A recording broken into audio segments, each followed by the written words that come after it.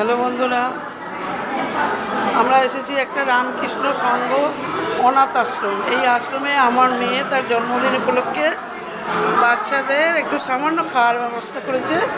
এই যে ওরা এখানেই থাকে, এই সমস্ত, এটা অফিস ঘর, এখানেই শোয়, এখানে খায় এবং পেছনে স্কুল আছে, স্কুলে পড়াশোনা করে, এখানেই ওরা থাকে। এই যে স্যার, এই আশ্রমের স্যারকেও আমরা জোর করে খাওয়াচ্ছি। স্যার খেতে বসেছেন। আমার বৌমা, আমার জামাই, ছেলে, মেয়ে, নাতনি সবাই মিলে খাওয়াচ্ছি। এই বাচ্চাটা খেতে চাইছে না, আমার মেয়ে ওকে খাইয়ে দিচ্ছে। দেখ, একদম বাচ্চা, দেখেও কষ্ট লাগছে, খাইয়ে দিচ্ছে।